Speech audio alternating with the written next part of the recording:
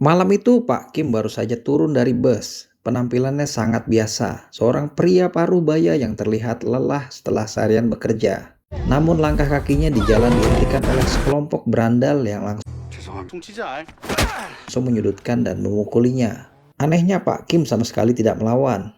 Dia hanya pasrah menerima setiap pukulan. Tapi jika kamu perhatikan baik-baik, di sudut atas dinding ada sebuah kamera CCTV yang terus mengawasi. Dan Pak Kim sangat menyadari keberadaannya. Inilah awal dari agen Kim reaktif.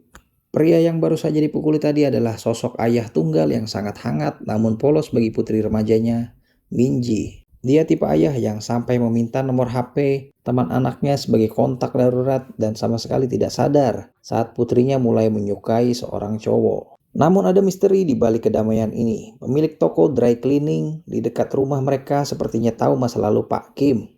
Dia hampir saja membocorkan insiden pemukulan ini kepada Minji sebelum akhirnya memilih untuk bungkam.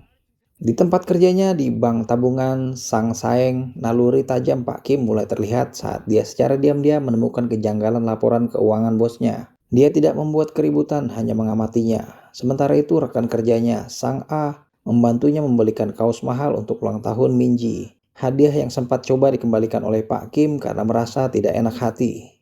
Di sekolah Minji harus berhadapan dengan lika-liku remaja.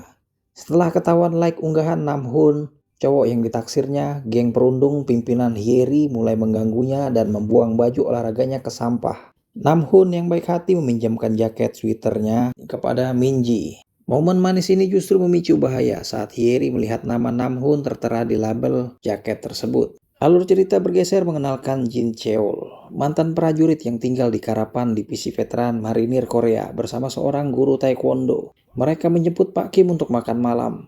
Terlihat jelas ketiganya punya hubungan masa lalu yang sangat dekat. Jin Cheol bahkan sempat berbisik agar Pak Kim sesekali hidup untuk dirinya sendiri. Tiba-tiba kelompok berandal yang memukuli Pak Kim muncul di kedai yang sama dan memicu kerusuhan. Jin Cheol mengamuk dan perkelahian massal pecah hingga ke jalanan. Namun saat polisi dan senjata listrik mulai berdatangan, Pak Kim secara diam-diam menyelinap pergi tanpa terdeteksi. Sebuah insting meloloskan diri khas agen profesional. Keesokan harinya Minji mengembalikan jaket Namhoon bersama sekotak susu stroberi. Hyeri yang terbakar cemburu langsung menampar Minji dan melontarkan kalimat kejam. Dasar anak yatim enggak punya ibu. Minji membalas memukul hingga akhirnya Pak Kim dipanggil ke sekolah. Di depan ibu Hyeri yang terus memaki-maki Pak Kim, seorang pria yang sebenarnya sanggup melumpuhkan orang dalam sekejap, pilih berlutut dan memohon maaf berulang kali. Dia sengaja menekan seluruh harga dirinya demi melindungi putrinya dari masalah hukum. Di tempat lain, ayah Hyeri, Pak Ju, memperlihatkan sisi lain. Punggungnya penuh bekas luka bakar akibat membakar tatonya sendiri demi anaknya.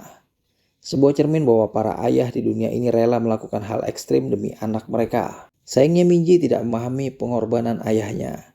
Dia merasa malu dan marah melihat ayahnya selalu berlutut tanpa melawan.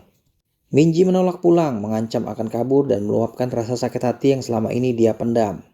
Minji mengucapkan kalimat yang membuat suasana meledak, hening. Dia sangat benci hari ulang tahunnya, karena hari lahirnya adalah hari di mana ibunya meninggal dunia. Episode 1 ditutup dengan Pak Kim berdiri sendirian di kegelapan. Penyamarannya sebagai ayah biasa mulai retak. Dan ketika bahaya nyata mulai mengancam kehidupan putrinya, monster yang selama ini tertidur di dalam diri Pak Kim dipastikan siap untuk bangun kembali. Apakah Pak Kim bakal terus diam dan berlutut? Atau ini awal dari kebangkitan sang agen mematikan? Klik tombol subscribe dan nyalakan loncengnya, karena di video selanjutnya kita bakal bedah tuntas kehancuran musuh-musuh Pak Kim di episode 2. Menurut kalian apa rahasia terbesar Pak Kim? Tulis di kolom komentar.